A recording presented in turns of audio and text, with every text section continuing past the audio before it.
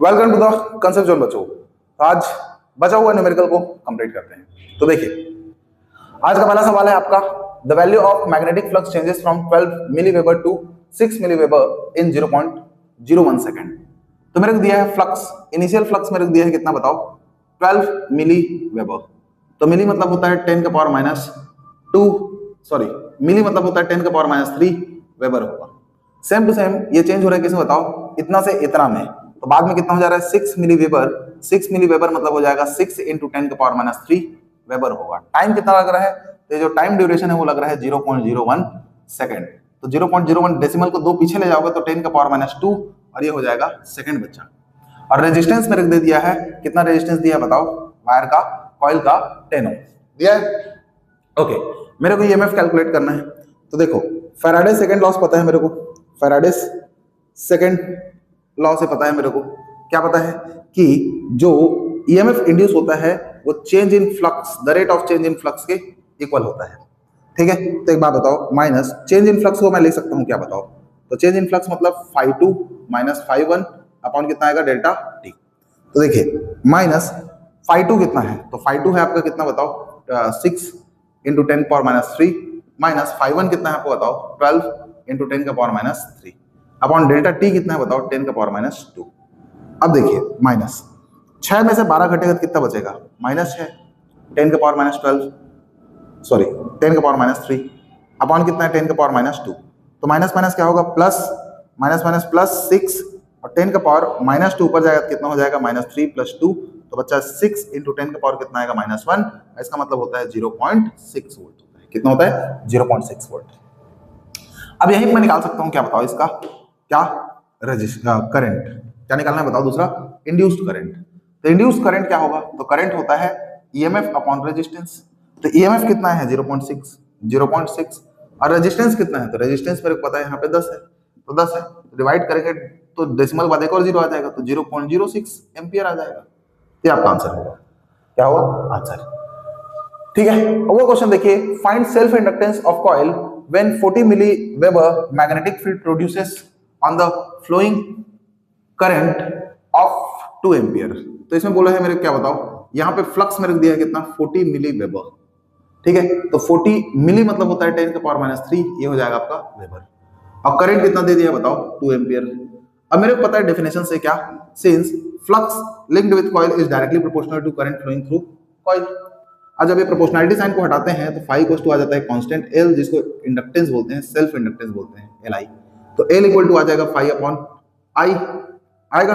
अब देखिए फाई का वैल्यू मेरे को दिया है कितना बताओ 40 इंटू 10 का पावर माइनस 3 और आई का वैल्यू मेरे को दिया है कितना बताओ 2, कटाएंगे तो कितना आएगा 20 इंटू 10 का पावर माइनस 3, इतना हेनरी होगा, जिसको मैं 20 मिली हेनरी बोल सकता हूँ। 10 पावर माइनस 3 को मैं बोल सकता हूँ मिली हेनरी। ये आपका करेक्ट आंसर होगा बच्चे। ये वाला क्वेश्चन को देखिए क्या बोल रहा है बताओ, when the current through coil changes from 10 ampere from one direction to 10 ampere in opposite direction। तो क्या बोलना चाह रहा है, शुरू में जो करंट था 10 एम्पियर मान चलो ये डायरेक्शन में था, बाद में यही करंट हो जाता है 10 एम्पियर कौन सा डायरेक्शन में, अपोजिट। तो ये डायरेक्शन करंट का पॉजिटिव डायरेक्शन है, तो ये डायरेक्शन क्या होगा बच्चा नेगेटिव। ठीक है, करंट के पास डायरेक्शन होता है, भले ये स्केलर क्वांटिटी है, याद रखना।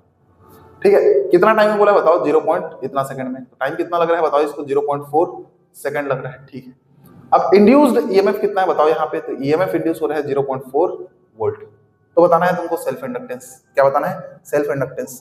तो देखिए अभी जस्ट मैंने बताया, क्या बताओ कि फाई इक्वल टू क्या होता है एल आई, इसको डिफरेंशिएट मारोगे तो डी फाई अपॉन कितना आएगा dt, और एल बाहर होगा तो कितना आ जाएगा बताओ, ये D I by D T हो जाएगा। ठीक है, और लेंस लॉ की यूज करोगे तो ये क्या हो जाता है बताओ कि E इज इक्वल टू होता है minus d phi by D t. यदि माइनस को इधर ले आओगे तो minus E equal to d phi by D t होता है, तो d phi by D t कितना है माइनस E, तो d phi by D t क्या लिख सकते हो minus E equal to L D I by D t लिख सकते हो। अब माइनस को इधर ले जाओगे तो E equal to minus L D I by D T, D I by D T तुम लिख सकते हो क्या पता है delta I by delta T, मतलब change in current upon time interval. ठीक है, तो मैं डायरेक्ट फॉर्मुला इसका यूज करूँ, ये डायरेक्ट फॉर्मुला ही होता है बच्चों, नॉर्मल क्लास जब पढ़ते हैं स्कूल में तब ये सब फॉर्मुला पढ़ा जाता है। ठीक है, स्कूल या ट्यूशन जहां भी पढ़ो, यूट्यूब में बस जब कॉन्सेप्चुअल चैप्टर चलता है तब इसको पढ़ाया जाता है। तो यहाँ मेरे को पता है E इक्वल टू होता है minus L delta I by delta T. तो डेल्टा आई मतलब होता है समझ गए I2 माइनस I1, अपॉन कितना हो जाएगा बताओ, डेल्टा टी। तो ई का वैल्यू मेरे को दिया है कितना बताओ 0.4, ई का वैल्यू 0.4, एल निकालना है तो माइनस एल, I2 मेरे को पता है कितना -10 एम्पियर, I1 मेरे को पता है कितना है बताओ यहाँ पे 10 एम्पियर, और डेल्टा टी मेरे को पता है कितना बताओ 0.4। ये अपॉन में है तीसरा मल्टीप्लाई, तो 0.4 into 0.4 equals to minus L, -10 -10 -20 होगा तो माइनस माइनस प्लस होगा, ये मल्टीप्लाई हो जाएगा 0.16 इक्वल्स टू ये हो जाएगा एल इंटू 20। अब 20 से डिवाइड में जाएगा तो एल इक्वल टू आएगा 0.16 अपॉन 20। अब बचे डेसिमल को हटा दो, ऊपर 16 हो गया, डेसिमल बाद 2 डिजिट है, नीचे 2 जीरो आ जाएगा, तो 1 2 0 आ गया, 2 कटेगा कितना में 8, ठीक है। इसका मतलब इसको लिख सकते हो 8 और 3 जीरो नीचे है तो 10 का पावर -3 हेनरी, और इसी को आप बोलते हो क्या बताओ, 10 पावर -3 क्या बोलते हो बताओ, इसी को बोलते हो आप मिली हेनरी। क्या बोलते हो? मिली हेनरी, ठीक है। ओके, तो इसको मैं मिटा देता हूं अब।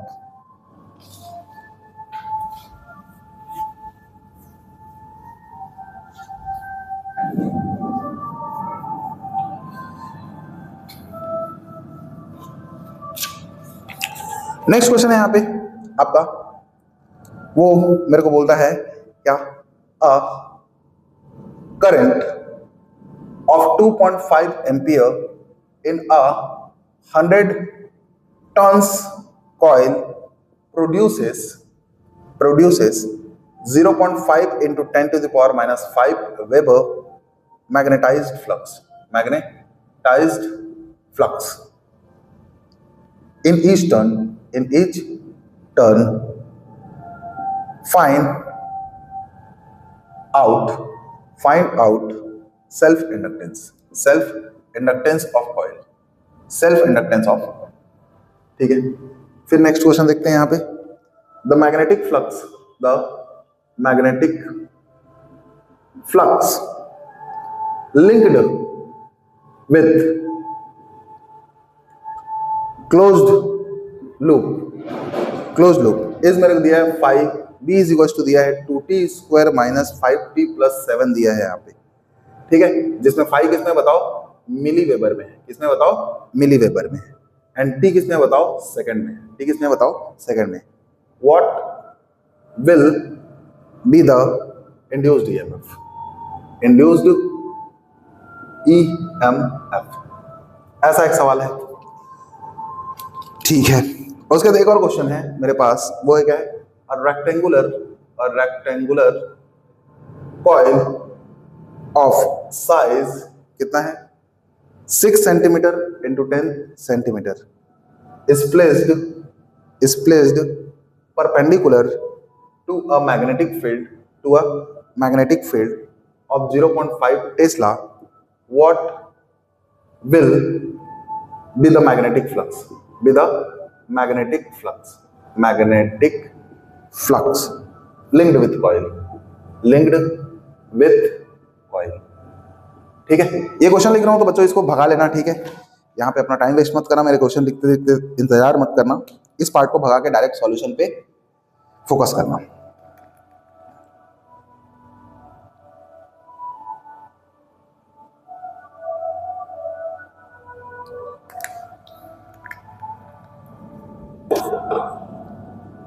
तो देखिए यहां पे इस क्वेश्चन का सॉल्यूशन क्या होगा, अ करंट ऑफ 2.5 एम्पियर, मतलब मेरे करंट दिया है कितना बताओ 2.5 एम्पियर इन अ 1000 टर्न्स, तो नंबर ऑफ टर्न्स मेरे को दिया है बताओ 1000 टर्न्स दिए, ठीक है भैया। प्रोड्यूसेस फ्लक्स, कितना फ्लक्स 0.5 इंटू 10 पावर -5 वेबर, तो सेल्फ इंडक्टेंस बताना है, ठीक है, कितना होगा। और एक इसमें बताओ ईच टर्न है, कितना है बताओ, ईच टर्न है। तो देखो सिंस मेरे को पता है फाई इज प्रोपोर्शनल टू आई, ठीक है, तो फाई इक्वल्स टू कितना आता है बताओ, तो किसका बताओ, ये एक टर्न का है, किसका है बताओ, ये एक टर्न का है, तो कितना टर्न है बताओ इसमें n, तो देखो इतना वेबर ईच टर्न है, तो एक टर्न में इतना प्रोड्यूस कर रहा है, तो 1000 टर्न में कितना करेगा, 1000 इंटू इतना, तो n phi is equals to, इस प्रोपोर्शनलिटी साइन का हटाओगे तो एल आई आएगा, तो L equal to n phi upon कितना हो जाएगा बच्चा आई, n का वैल्यू मेरे को दिया है 1000, फाई का वैल्यू मेरे को दिया है 0.5 इंटू 10 पावर -5 अपॉन आई का वैल्यू मेरे को दिया है कितना 2.5, कितना दिया है 2.5, तो 2.5, तो यहाँ पे डेसिमल के बाद एक डिजिट, डेसिमल के बाद एक डिजिट हटा दो, तो 5 हो जाएगा, नीचे 25 हो जाएगा। अब 3 जीरो इसमें से हटा दो, तो 3 जीरो हटाओगे तो -2 बचेगा। 5 से कटेगा एक बार में, 5 से कटेगा 2 बार में, सॉरी 5 बार में। अब 1/5 होता है 0.2 10 का पावर -2, तो इसको 2 इंटू 10 का पावर -3 लिख दो। डेसिमल पीछे लाओगे तो एक बढ़ जाएगा, यहाँ 2 इंटू 10 पावर 3 हेनरी, और इसी को 10 पावर -3 हेनरी को आप बोल सकते हो क्या बताओ, मिली हेनरी। क्या बोल सकते हो, मिली हेनरी। तो ये आपका आंसर हो जाएगा। ठीक है, तो यहाँ क्या लिखा है पता है, यहाँ पे लिखा है आपका एल इक्वल टू लिखा है कितना, 2 इंटू 10 का पावर -3 हेनरी हो गया, और ये दोनों मिलके क्या हो गया बताओ, मिली हेनरी हो गया। ठीक है, नेक्स्ट क्वेश्चन देखिए। तो नेक्स्ट क्वेश्चन बोला है 5b इक्वल टू इतना है, और ये किसमें बताओ, मिली वेबर में है, टी सेकंड में है। What will be the induced EMF. तो सॉल्यूशन देखिए, 5b मेरे को दे दिया है कितना बताओ, 2t square minus 5t plus 7 मिली वेबर है, तो मिली मतलब 10 का पावर -3 वेबर हो जाएगा। यहाँ मिली वेबर दिया है तो मैं उसको 10 पावर -3 वेबर लिख दिया। ओके, अब मेरे को बताना है क्या बताओ, what will be the induced EMF at, मैं लिख देता हूँ टाइम 2 सेकंड पे। ठीक है, मैं लिख नहीं पाया हूँ यहाँ टाइम, वहां 2 सेकंड या 3 सेकंड या 4 सेकंड दिया रहेगा, कुछ भी दिया रहेगा, मैं 2 सेकंड मान लेता हूँ। अब यहाँ मेरे को बताना है ईएमएफ। क्या बताना है, ईएमएफ। तो फैराडे का लॉ मेरे को पता है, इंड्यूस्ड ईएमएफ जो होता है क्या होता है, माइनस डी फाई बाई क्या होता है बच्चा, dt। तो E is equal to minus D by D T. अब फाई का वैल्यू रख दो कितना है बताओ, 2t square minus 5t plus 7 into 10 का पावर -3। ठीक है, तो काम करो 10 का पावर -3 को मत लिखो, बस इतना याद रखो ये मिली वेबर में है। किसमें बताओ, मिली वेबर में है। ठीक है, तो माइनस 2 बाहर होगा, 2 बाहर होगा, टी स्क्वायर का डिफरेंशिएशन होता है बच्चा 2t, टी स्क्वायर का डिफरेंशिएशन 2t माइनस 5, और t का डिफरेंशिएशन होता है 1, t का डिफरेंशिएशन होता है 1। तो देखो dt स्क्वायर बाई dt लिखो तो कितना आता है ये 2t, और dt अपॉन dt लिखो तो कट के कितना आ जाएगा 1। तो t स्क्वायर का 2t आ गया, और t का कितना हो जाएगा 1, और कांस्टेंट का डिफरेंशिएशन 0 होता है, तो माइनस ये हो जाएगा 2 2 सर 4t और -5। अब मेरे को पूछा है 8t is equal to 2 second पे, तो 2 सेकंड में निकालोगे तो यहाँ 2 रख दो, तो -4 इंटू 2 -5, तो बच्चा ये आएगा 8 -5, तो बच्चा ये कितना आएगा बताओ, 8 में 5 घटा 3 तो -3। अब इसको वोल्ट मत लिख देना, क्योंकि मेरे को पता है ये मिली वेबर में था, तो आंसर किसमें आएगा बताओ, मिली वोल्ट में आएगा, बस मिली वोल्ट में, इतना आंसर होगा। ठीक है, नेक्स्ट क्वेश्चन देखो, यहाँ क्या दिया है मेरे को, रेक्टेंगुलर कॉइल ऑफ साइज इतना दे दिया है। देखो साइज इतना दिया मतलब ये क्रॉस में दिया रहता है, वो क्या होता है, एरिया। तो एरिया मेरे को दिया है 6 सेंटीमीटर इंटू 10 सेंटीमीटर। अब मीटर बदलोगे तो 6 का 10 से कितना आ जाएगा बताओ, 60, और इसका 10 का पावर -2, इसका भी 10 का पावर -2 मीटर, तो 10 का पावर -2 10 का पावर -2 हो जाएगा 10 का पावर -4 मीटर स्क्वायर। ये आपका एसआई यूनिट में हो जाएगा एरिया। अब मेरे को आगे दिया है कितना बताओ, टेस्ला क्या है बताओ, मैग्नेटिक फील्ड 0.5 टेस्ला है।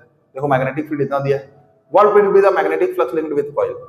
तो हमको पता है मैग्नेटिक फ्लक्स जो होता है, डेफिनेशन फॉर्मूला क्या होता है, magnetic field into area into cos theta होता है।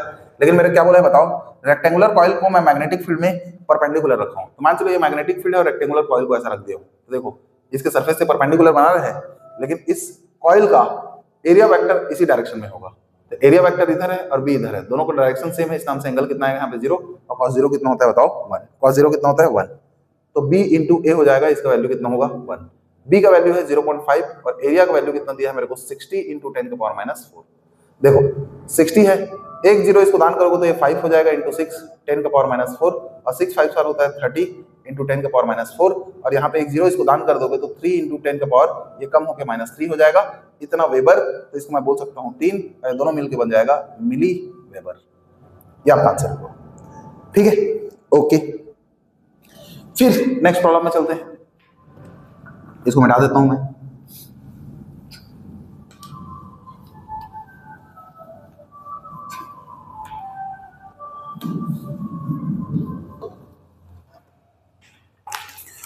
तो मेरा नेक्स्ट प्रॉब्लम है यहाँ पे क्या, वो है in an AC circuit the RMS value of current is 10 ampere, what will be its peak value?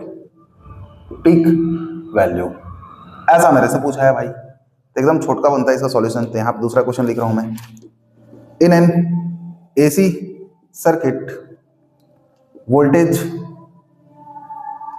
Of voltage is of 100 root 2 volt. Calculate the peak value of voltage. ठीक है, okay. फिर next question मैंने दिया है यहाँ पे, वो क्या दिया है, द इक्वेशन ऑफ वोल्टेज। तो वोल्टेज का इक्वेशन मैंने दिया है कितना बताओ, of AC source is V is equals to 200 root 2 sin 100 pi t। Find करना है मेरे को first RMS value of voltage, और दूसरा निकालना है मेरे को बताओ फ्रीक्वेंसी ऑफ सोर्स। तो फ्रीक्वेंसी ऑफ सोर्स निकालना है, ठीक है भैया, ये भी क्लियर है। नेक्स्ट क्वेश्चन यहां पे लिख रहा हूं मैं, वो मेरे को दिया है, इन an ideal transformer in which no energy loss, ठीक है, has 500 turns in primary coil, ठीक है, and 2500 turns in secondary coil, okay, ठीक है। The meter of secondary coil read 220 volt, 8 ampere. What will be the reading of primary coil in meters? इतना question है, ठीक है। फिर से थोड़ा इंक इसमें डाल देते हैं, बड़ा जल्दी इंक खत्म हो रहा है।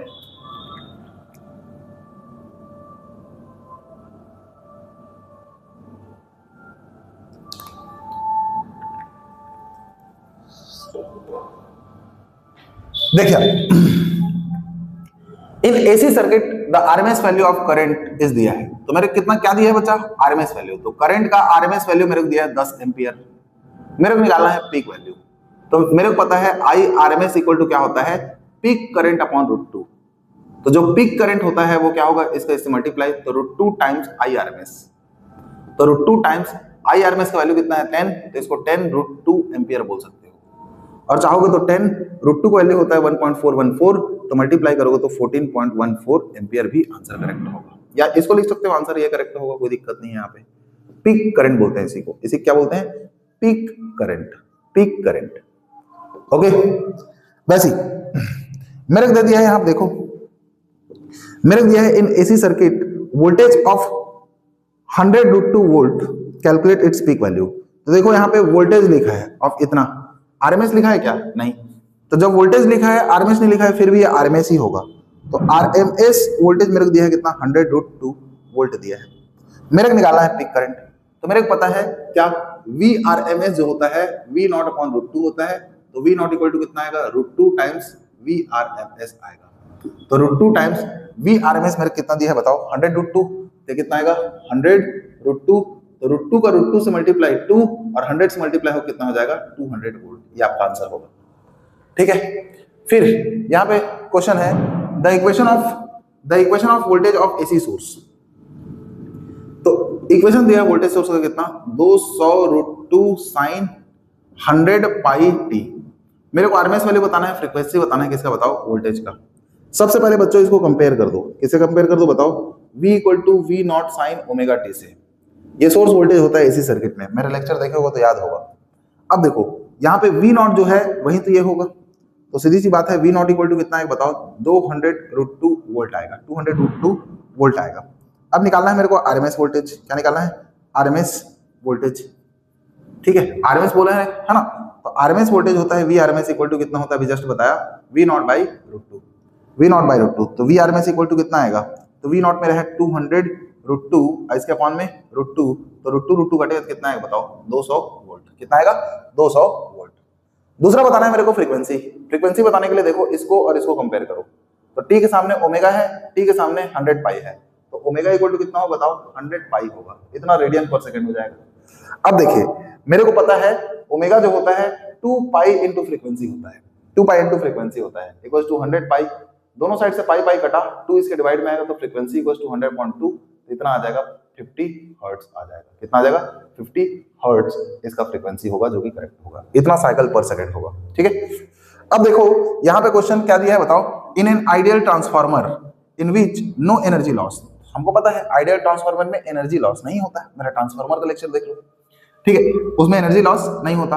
इसमें 500 टर्न्स किसमें बताओ, प्राइमरी साइड, तो मेरे को इसके सॉल्यूशन देखूंगा तो मेरे को प्राइमरी साइड में टर्न्स कितना दिया है बताओ, 500 टर्न्स दिए है, और 2500 टर्न्स इन सेकेंडरी साइड, तो सेकेंडरी साइड में टर्न्स कितना है बताओ, 2500 टर्न्स दिया है। ओके, अब meter of the secondary coil reads 220 volt 8 ampere, तो सेकेंडरी कॉइल का वोल्टेज जो है वो कितना दिया है मेरे को बताओ, 220 वोल्ट, और कितना करंट है सेकेंडरी साइड में बताओ, 8 एम्पियर, ऐसा रीडिंग बोल रहे हैं।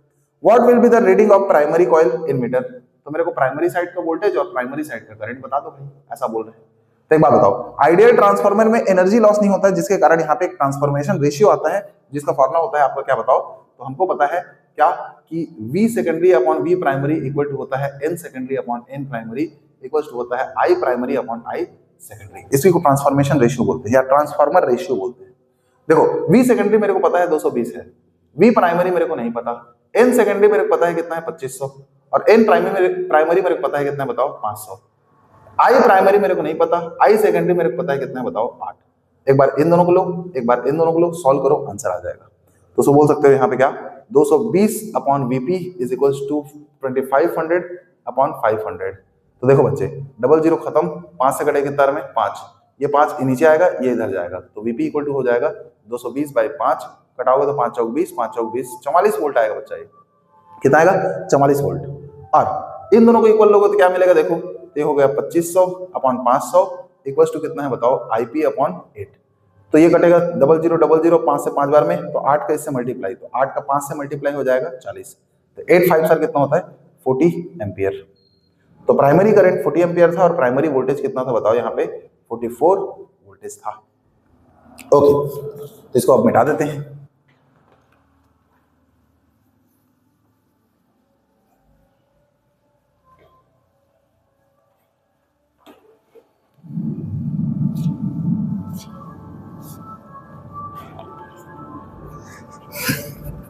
Question: An object is placed at 10 centimeter in front of concave mirror of radius of curvature 10 centimeter.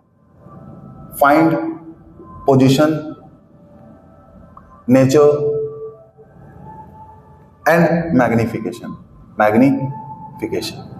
ये 3 चीज मेरे से यहाँ पे पूछ दिया है ये क्वेश्चन। नेक्स्ट क्वेश्चन मैं यहाँ पे राइट करूंगा।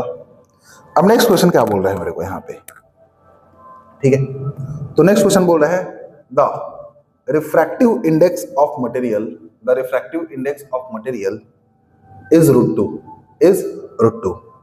What will be the value of critical angle, the value of critical angle, ठीक है। फिर यहां पे नेक्स्ट सवाल लिख देता हूं मैं। नेक्स्ट क्वेश्चन है यहां पे, radii of curvature of concave lens are 15 centimeter and 10 centimeter. The refractive index of lens 1.5. Then calculate focal length of lens.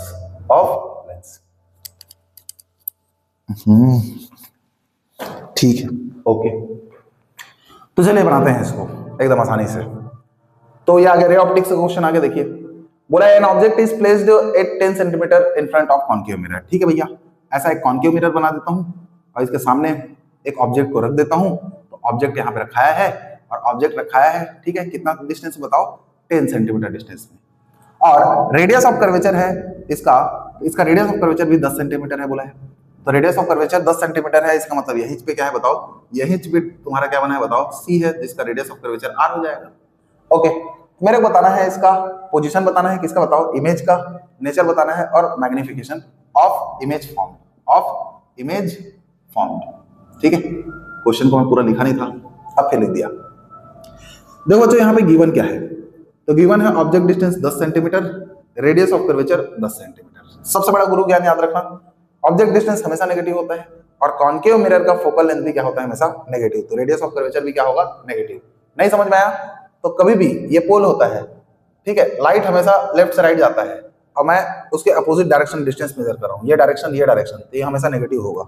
इसका मतलब यू नेगेटिव होगा, आर भी नेगेटिव होगा। अब देखो मेरे को पता है फोकल लेंथ जो होता है रेडियस ऑफ कर्वेचर का हाफ होता है, तो रेडियस ऑफ कर्वेचर -10 है, तो इसका हाफ कितना आएगा -5 सेंटीमीटर। अब मेरे को बताना है पोजीशन ऑफ इमेज बताना है, नेचर बताना है, उसका मैग्निफिकेशन बताना है।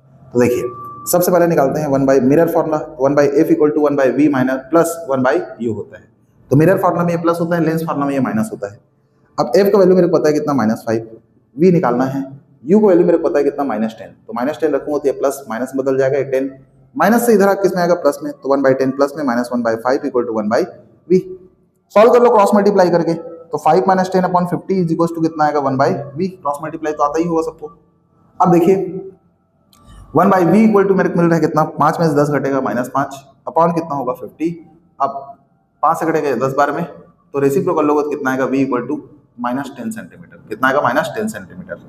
अब मेरे से एक गुरु ज्ञान ले लो, कभी भी इमेज डिस्टेंस नेगेटिव आता है मिरर में, स्फेरिकल मिरर में इमेज डिस्टेंस नेगेटिव आता है, इसका मतलब उसका नेचर क्या होगा हमेशा रियल और इन्वर्टेड होगा। तो नेचर क्या होगा इमेज का, तो नेचर जो होगा ऑफ इमेज वो होगा आपका रियल एंड इन्वर्टेड। क्या होगा, रियल एंड इन्वर्टेड। ठीक है, और कुछ मत सोचो, ये नेगेटिव आया, वी नेगेटिव आया मतलब रियल एंड इन्वर्टेड, पॉजिटिव आया मतलब वर्चुअल एंड इरेक्ट। ठीक है, अब मैग्निफिकेशन पूछा है इसमें, तो मैग्निफिकेशन क्या होता है, तो मैग्निफिकेशन होता है m equal to height of image by height of object या फिर -v by.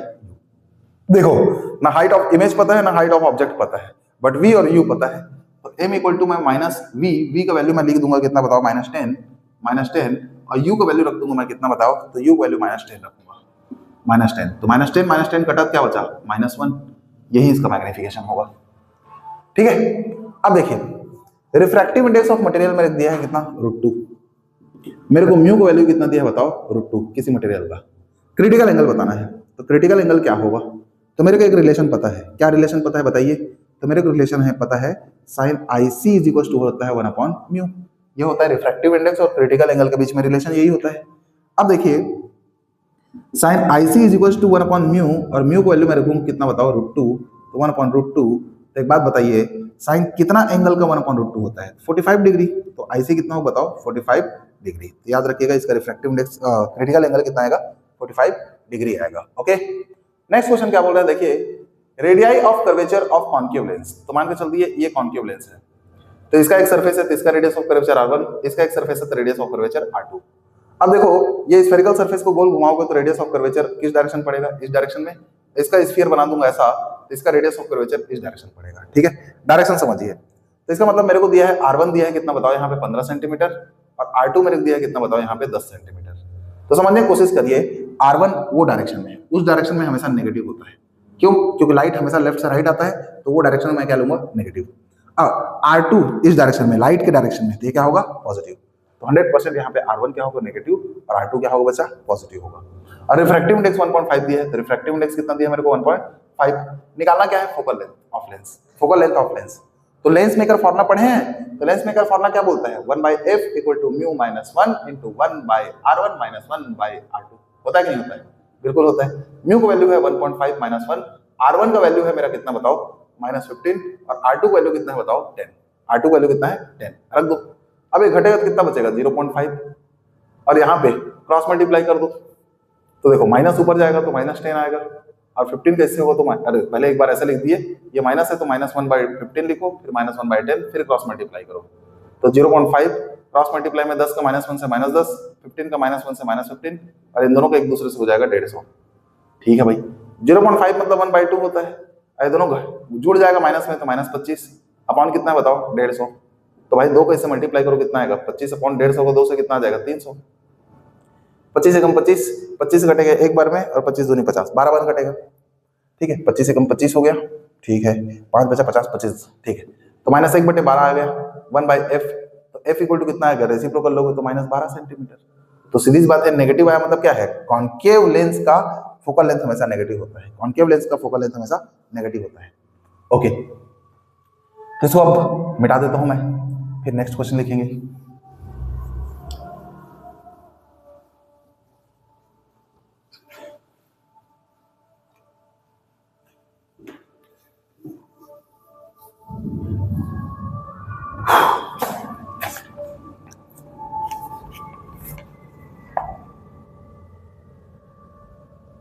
A convex lens of focal length is 15 centimeter is placed in contact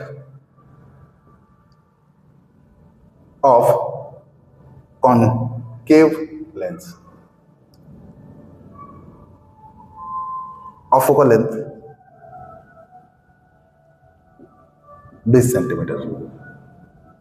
Find focal length and power of combination.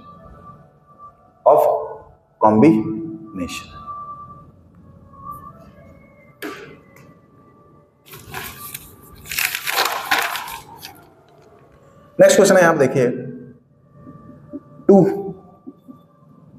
अरे ये वाला नहीं है। The angle of prism is 60 degree if angle of minimum deviation is 38 degree. Calculate the refractive index of prism. ये question है। उसका next question और लिख रहा हूं यहां मैं। नेक्स्ट क्वेश्चन है, द मिनिमम deviation angle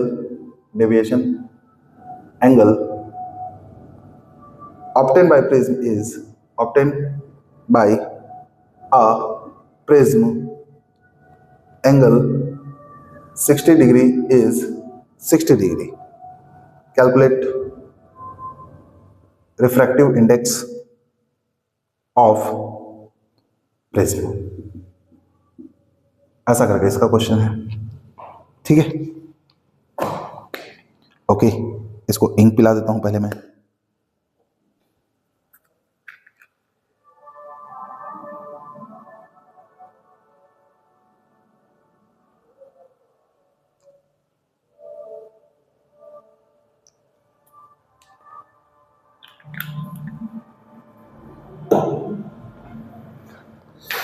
ठीक, देखिए convex lens of focal length 15 centimetre दिया है, ठीक है भाई। एक कॉन्वेक्स लेंस लेते हैं, इसका फोकल लेंथ कितना दिया मेरे को 15 सेंटीमीटर। फिर लेते हैं a concave lens of focal length 20 centimetre. एक कॉन्केव लेंस लेते हैं जिसका फोकल लेंथ कितना दिया बताओ 20 सेंटीमीटर। क्या बोला है, a convex lens of focal length 15 centimetre is placed in contact of concave lens of focal length 20 centimetre. इन दोनों कॉन्टेक्ट में रखना है। तो कॉन्टेक्ट में रखेंगे तो क्या हो जाएगा, ये ऐसा है, ये कॉन्टेक्ट में आके ऐसा हो जाएगा। दोनों ऐसा जुड़ेगा कि नहीं जुड़ेगा, जुड़ेगा। इसका फोकल लेंथ f1, इसका फोकल लेंथ f2। मेरे को बताना है फोकल लेंथ कॉम्बिनेशन को बताना है और पावर भी बताना है। तो कॉम्बिनेशन ऑफ लेंस का फॉर्मूला होता है 1/f इक्वल टू आता है 1/f1 प्लस 1/f2। तो f1 का वैल्यू मेरे को दिया है कितना बताओ 15, और f2 का वैल्यू कितना दिया है ना, f2 का वैल्यू कितना दिया है बताओ 20। बट एक बात याद रखिए, कॉन्वेक्स लेंस का फोकल लेंथ हमेशा पॉजिटिव होता है और कॉन्केव लेंस का फोकल लेंथ हमेशा क्या होता है बच्चा, नेगेटिव होता है। ये हमेशा क्या होगा, नेगेटिव। तो ये माइनस में आएगा तो -1/20। तो यहाँ पे क्या करिए, क्रॉस मल्टीप्लाई करिए, तो क्या होगा 20 - 15 अपॉन इन दोनों को मल्टीप्लाई कितना आ जाएगा बताओ 300। तो घट कितना आएगा 5/300, और कटाओगे तो 5 से 1 टाइम में, 5 से 60 टाइम में कितना आएगा 1/60। रेसिप्रोकल लोगे तो f इक्वल टू कितना आएगा बताओ 60 सेंटीमीटर। 60 सेंटीमीटर आया। फिर मेरे को बताना है कॉम्बिनेशन का पावर। तो सिंस मेरे को पता है पावर ऑफ लेंस, तो पावर ऑफ लेंस क्या होता है बताओ? ये होता है रेसिप्रोकल ऑफ फोकल लेंथ, जब फोकल लेंथ मीटर में हो, और यही होता है 100/f होता है कब? जब f सेंटीमीटर में हो। कब हो बताओ? जब f किस में हो बताओ? सेंटीमीटर में हो। तो 100/f यहाँ 60 सेंटीमीटर है तो सेंटीमीटर में आ गया। डिवाइड करो, 0 0 कटा, ये कट कितना आएगा बताओ? 3 बार कटेगा, ये 5 बार में, तो p का वैल्यू कितना आएगा? तो p का वैल्यू आएगा 5/3, कटा आउट कितना आएगा? 1.666 ऐसा जाएगा डायोप्टर। ठीक है, तो पावर ऑफ लेंस का ऐसा यूनिट होता है डायोप्टर, डी से लिखते हैं डायोप्टर। ये होता है मीटर इनवर्स के इक्वल होता है, मतलब किसी लेंस का फोकल लेंथ 1 मीटर है तो उसका पावर कहलाता है 1 डायोप्टर। ठीक है, इसको देखिए, ये इंपॉर्टेंट है, कई बार आ चुका है। द एंगल ऑफ प्रिज्म दिया है 60 डिग्री। ठीक है भैया, एंगल ऑफ प्रिज्म को ए बोलता हूं, मेरे को कितना दिया है? 60 डिग्री। ठीक है, एंगल ऑफ मिनिमम डेविएशन दिया 38 डिग्री। तो एंगल ऑफ मिनिमम डेविएशन दिया है मेरे कितना बताओ? 38 डिग्री। तो बच्चा यहाँ तुमको दिया रहेगा साइन 38 डिग्री, ऐसा तुमको दिया रहेगा। ठीक है, मिनिमम डेविएशन दिया है ना, तो 38 डिग्री है, तो 38 डिग्री रखने के बाद ये कितना आएगा? आधा आएगा, तो साइन 49 डिग्री की वैल्यू दिया रहेगा, लगभग 0.75 कुछ होता है, ये लगभग 0.75 कुछ होता है। ठीक है, मेरे को इसको चेक करना पड़ेगा, मैं लिख नहीं पाया हूँ, तो 0.75 कुछ होता है, इतना याद रखिए। अब यहां निकालना है, बताओ क्या निकालना है? Calculate refractive index of prism. तो प्रिज्म फॉर्मूला यूज होगा, तो म्यू इक्वल टू क्या होता है prism formula? Sine a plus delta m/2 upon कितना होता है बच्चा?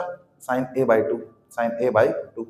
रख दो वैल्यू को, तो sine a plus delta m, a कितना है 60, डेल्टा m कितना है 38, इसके अपॉन कितना आएगा 2 अपॉन साइन a/2, a/2 मतलब 60/2। ठीक है, तो म्यू इक्वल टू कितना आएगा? देखो ये 60 और 38, 98 का हाफ होता है 49, तो साइन 49 आ जाएगा, अपॉन साइन 60 का हाफ हो जाएगा 30। अब बताया मैं क्या? साइन 49 का वैल्यू आपको पता है कितना है बताओ? 0.75, और साइन 30 होता है 1/2, ये 2 ऊपर जाएगा, तो 0.75 इंटू 2 हो जाएगा, और 2 मल्टीप्लाई होकर कितना आएगा? 10, एक इधर 1, तो 1.5 कुछ आएगा। ठीक है, इसका और आगे दिया रहता है वैल्यू, मेरे को याद नहीं है, 7541 ऐसा कुछ होता है। ठीक है, तो मैं 75 लेके सॉल्व किया हूँ, आपको गिवन रहेगा क्वेश्चन में, न्यूमेरिकल में आएगा तो ऐसा वैल्यू जरूर दिया रहेगा, ऐसा कोई भी आदमी ऐसा नहीं है जो ये सब वैल्यू को याद रखे। ठीक है, तो इसलिए आपको ये गिवन रहेगा, और गिवन रहेगा तो ये वैल्यू जो दिया रहेगा उसको बस यहाँ पे रख देना। मेरे को जो याद था उसको मैं रख दिया हूँ, इसलिए उसके हिसाब से आंसर आया है। ठीक है, सॉल्यूशन देखो इसका। The minimum deviation angle obtain bye prism angle 60 degree is 60 degree. देखो ये प्रिज्म एंगल है, तो प्रिज्म एंगल क्या होता है बताओ? ए, और मिनिमम एंगल ऑफ डेविएशन कितना दिया है यहाँ पे 60, तो एंगल ऑफ डेविएशन भी कितना दिया है बताओ? 60 डिग्री। कैलकुलेट करना है रिफ्रैक्टिव इंडेक्स, सेम फार्मूला लगेगा, तो म्यू इक्वल टू क्या होता है बताओ? Sine a plus delta m/2 upon कितना आएगा यहाँ पे? Sign a/2। तो बच्चे यहाँ पे वैल्यू को रख दो बस। तो आप यहाँ पे वैल्यू को रखेंगे तो आपको कैसा दिखेगा? तो म्यू इक्वल टू आपको दिखेगा साइन a का वैल्यू कितना है 60, इसका वैल्यू भी 60 अपॉन में 2 अपॉन साइन यहाँ पे कितना आएगा 60/2। तो म्यू इक्वल टू कितना आएगा? 60 60 120, 120 का हाफ कितना होता है? 60, और 60 का हाफ हो जाए है 30। साइन 60 होता है तो √3/2, और साइन 30 होता है 1/2, 2 कटा तो कितना है बताओ? √3। तो रिफ्रैक्टिव इंडेक्स ऑफ प्रिज्म कितना होगा? √3। बच्चों ये आंसर होगा। तो इस तरीके से प्रिज्म फार्मूला को भी सॉल्व किया जाएगा। मिटा देते हैं इसको अब।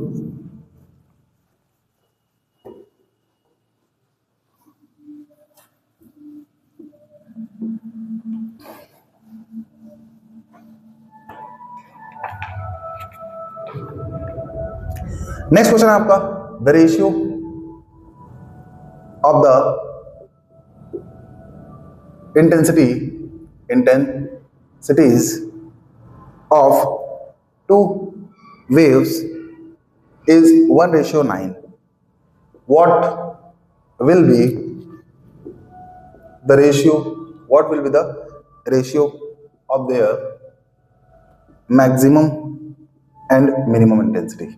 Minimum intensity. फिर नेक्स्ट क्वेश्चन है यहाँ पे आपका,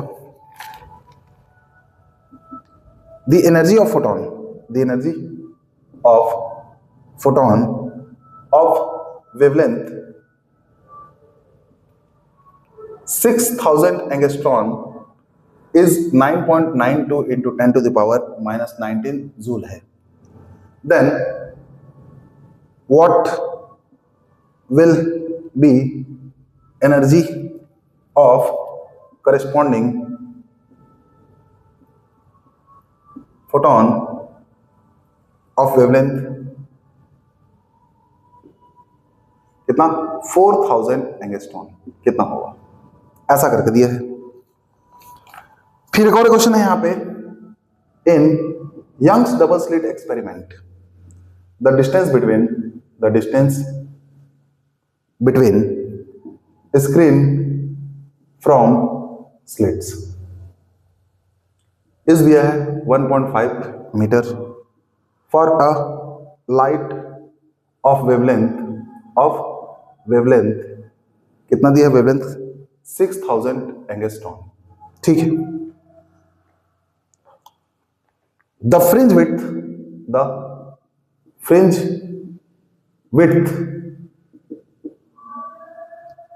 इज 1 मिलीमीटर, फाइंड डिस्टेंस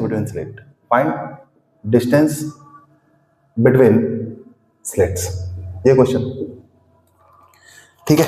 इसका एक क्वेश्चन और फिर हमारा पूरा न्यूमेरिकल चैप्टर का कंप्लीट होता है। जितना इंपॉर्टेंट मेरे को लगा उसके अकॉर्डिंग मैं चॉइस किया हूँ। इससे भी ज्यादा इंपॉर्टेंट और भी होते हैं, बहुत सारे न्यूमेरिकल होते हैं, बहुत हाई लेवल का होता है, तो बहुत बेसिक लेवल का न्यूमेरिकल मैं करा रहा हूँ, ठीक है। लेकिन इसी टाइप का क्वेश्चन हमारा सीजी बोर्ड पूछता है, इसलिए करा रहा हूँ, ठीक है। नहीं तो इससे भी बहुत ज्यादा अच्छा क्वेश्चन आता है, जिसको मेरे ख्याल से सीजी बोर्ड में देना चाहिए, बट क्या करें, इतना इजी देता है तो इजी क्वेश्चन कराना पड़ रहा है। देखिए, the ratio of the intensity of two waves is 1:9 दिया है। तो मेरे को इंटेंसिटी I1 और I2 का रेशियो दिया है कितना, 1:9। तो इंटेंसिटी I1 अपॉन I2 आपको दिया है कितना, बताओ, 1/9। और दूसरा बात याद रखिए, कभी भी दो वैल्यू रेशियो में दिया है तो उसको डायरेक्ट आप इक्वल ले सकते हो। I1 = 1 लिखो k का मल्टीप्लाई करके, और I2 = 9 लिखो k का मल्टीप्लाई करके। सेम कांस्टेंट का मल्टीप्लाई करके डायरेक्ट इक्वल लिख सकते हो, वैल्यू को कोई रेशियो में दिया रहता है तो।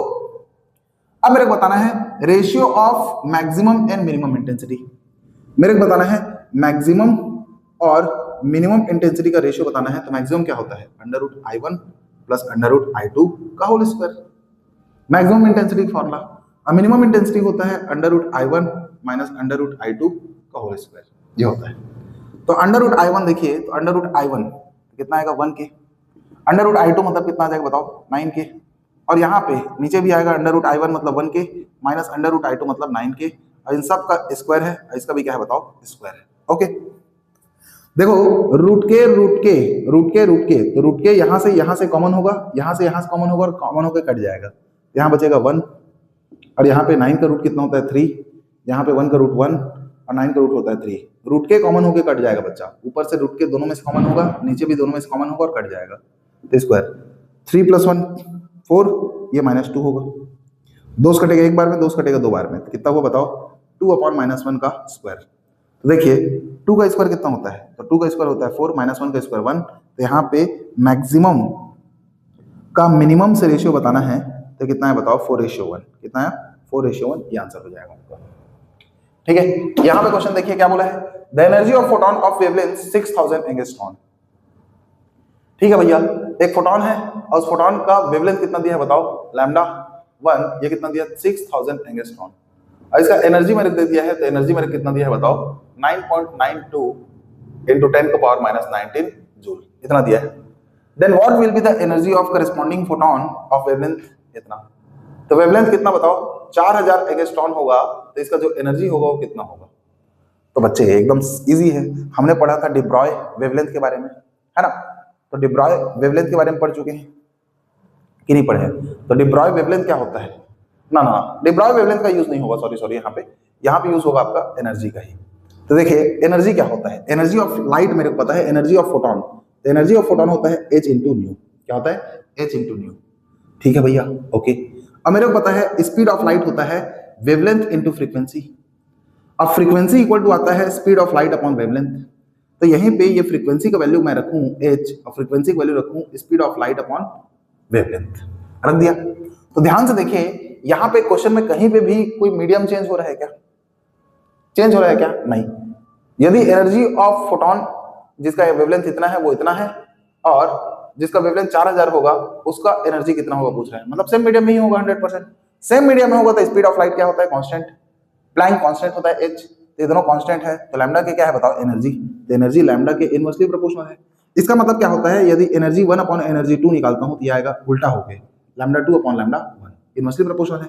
E1 ऊपर तो इधर लैम्डा 1, E2 नीचे तो इधर लैम्डा 2 ऊपर, तो E1 अपॉन E2 इसका रेसिप्रोकल लोगे तो क्या हो जाएगा बताओ, ऊपर 2 जाएगा नीचे क्या आ जाएगा 1, और इसमें ऊपर 1 जाएगा नीचे क्या आएगा बताओ 2। अब देखिए E2 अपॉन E1 का वैल्यू मेरे को पता है कितना है बताओ, तो ये है 9.92, 10 का पावर कितना है मेरे को बताओ -19, और लैम्डा 1 मेरे को पता है कितना बताओ 6000 एंगस्ट्रॉन, और लैम्डा 2 मेरे को पता है कितना बताओ 4000 एंगस्ट्रॉन। तो यहाँ पे 0 0 0 0 0 0 0 सब कटा, ये 2 टाइम में कटेगा, ये 3 टाइम में कटेगा। इतना क्लियर होगा सबको। अब देखिए ये अपॉन में है तो ऊपर जाकर मल्टीप्लाई में जाएगा, तो E2 इक्वल टू कितना हो जाएगा बताओ, इसका मल्टीप्लाई ऊपर से होगा तो 3 इंटू हो जाएगा 9.92 इंटू 10 टू द पावर कितना है बताओ -19, अपॉन में कितना बचा है 2। तो पहले 3 का मल्टीप्लाई करते हैं, 3 2 सर 6, 3 9 सर 27, 2 इधर 27 और 29/2, 10 का पावर -19। अब 2 घटाओ, 2 1 सर 2 4 सर 1 इधर 2 8 सर 2 8 सर इंटू 10 का पावर कितना आएगा -19 जूल। ये आपका आंसर होगा। इस तरीके से आपका एनर्जी भी आ जाएगा। ठीक है, ओके। अब यहाँ पे सॉल्यूशन करते हैं इसका। In Young double slit experiment distance between slit and screen कितना है बताओ तुम्हारा डी, कितना है डी का वैल्यू 1.5 मीटर, जिसको मैं बोलूंगा 3/2 भी बोल सकता हूँ। ठीक है, लाइट ऑफ वेवलेंथ 6000 एंगस्ट्रॉन बोला है, तो लाइट का वेवलेंथ कितना है बताओ 6000 एंगस्ट्रॉन है। ओके, तो एंगस्ट्रॉन को कन्वर्ट करते हैं मीटर में, तो एक एंगस्ट्रॉन होता है 10 का पावर -10 मीटर, रट्टा मान लो एक एंगस्ट्रॉन होता है 10 का पावर -10 मीटर। तो यहां पर मैं इसको कन्वर्ट कर दिया। फ्रिंज विड्थ दिया है 1 मिलीमीटर, बीटा होता है फ्रिंज विड्थ, ये मेरे को दिया है 1 मिलीमीटर, तो मिलीमीटर कन्वर्ट होता है मीटर में, तो 10 का पावर -3 मीटर आ जाएगा। मेरे को बताना है डिस्टेंस बिटवीन स्लिट्स, छोटका डी बताना है। तो मेरे को पता है सिंस क्या पता है beta equal to lambda D by छोटका डी होता है, तो छोटका डी निकालना है तो छोटका डी को इधर ले जाओ, बीटा को इसके नीचे ले आओ, तो छोटका D equal to lambda into बड़का डी अपॉन बीटा आ जाएगा।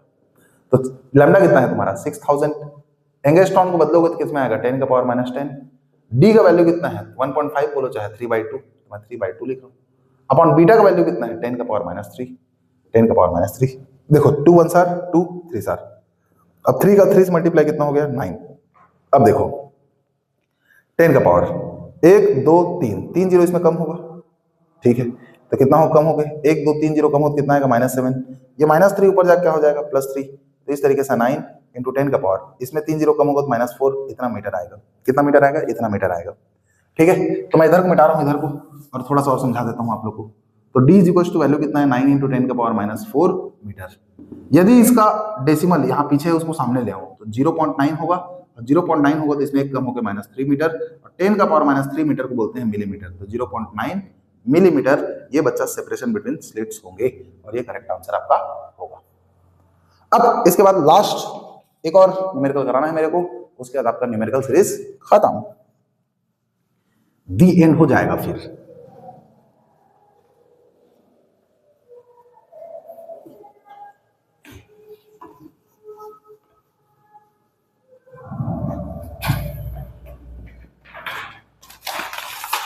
नेक्स्ट है क्वेश्चन आपका,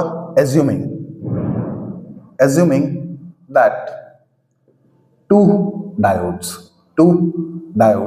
D1 and D2 used in given circuit are ideal। Diode क्या है आइडियल डायोड है। आइडियल डायोड मतलब उसका खुद का कोई रेजिस्टेंस नहीं है, मतलब देखा जाए फॉरवर्ड बायस में उसका रेजिस्टेंस 0 हो जाएगा, रिवर्स बायस में उसका रेजिस्टेंस इनफाइनाइट हो जाएगा, तो ये सिर्फ आइडियल डायोड में होता है ऐसा। ठीक है, अब find out current flowing through 1 ohm resistor. यहां देखिए एक डायोड ऐसे बना दीजिए, रेजिस्टेंस बनाइए, फिर यहाँ पे एक डायोड बनाइए, और यहाँ पे रेजिस्टेंस बनाइए, और इसके अक्रॉस जोड़ दीजिए एक पोटेंशियल डिफरेंस, और इसके अक्रॉस रेजिस्टेंस।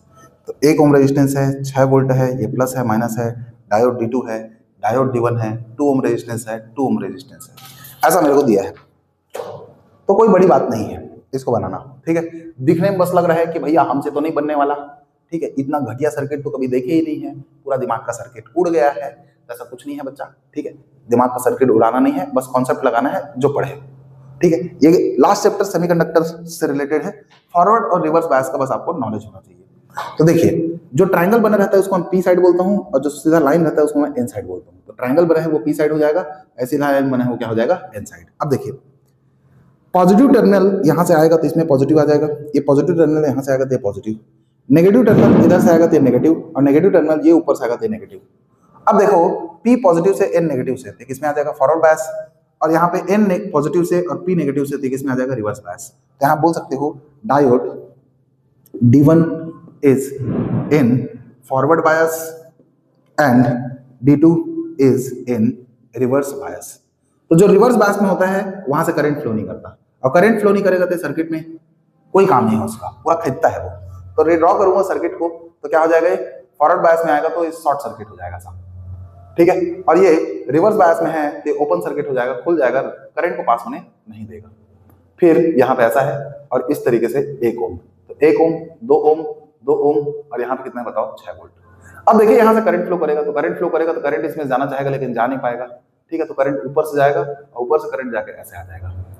अब देखिए ये बीच वाले पार्ट में करंट नहीं जा रहा है तो ये कोई काम का नहीं है, पूरा खिंचता है, तो इसको हटा दो, ठीक है। अब देखिए यहाँ पे टोटल रेजिस्टेंस कितना है, 1 और 2 सीरीज में, तो 1 ओम प्लस 2 ओम कितना आ जाएगा बताओ, 3 ओम। टोटल पोटेंशियल डिफरेंस कितना है, 6 वोल्ट। निकालना क्या है मेरे को बताओ, तो निकालना मेरे को है यहाँ पे करंट, तो करंट इक्वल टू क्या होगा, voltage upon total resistance. Voltage कितना 6, टोटल रेजिस्टेंस 3, कट के कितना आएगा 2 एम्पियर। अब देखो यहाँ जो करंट निकला है वो 2 एम्पियर है, तो 2 एम्पियर ही यहाँ से एंट्री करेगा कि नहीं करेगा, करेगा, और 2 एम्पियर एंट्री करेगा तो 1 ओम से कितना करंट जा रहा है, 2 एम्पियर। तो पूछा क्या है, 1 ओम से करंट कितना हो रहा है फ्लो, सो बोल सकते हो 2 ampere current flowing through 1 ohm resistor। ठीक है बच्चों, बहुत अच्छे समझ में आया होगा, ठीक है। अब इसी तरीके से और न्यूमेरिकल आपको प्रैक्टिस करना है, तो इससे रिलेवेंट न्यूमेरिकल को आप प्रैक्टिस कर लीजिए। मेरे को इतना ही कराना था, पूरा यहाँ पे आपका मैक्सिमम जो इंपॉर्टेंट क्वेश्चंस होते हैं सीजी बोर्ड में उसको मैं कंप्लीट करा दिया हूँ, ठीक है। तो फिर मिलते हैं नेक्स्ट लेक्चर में।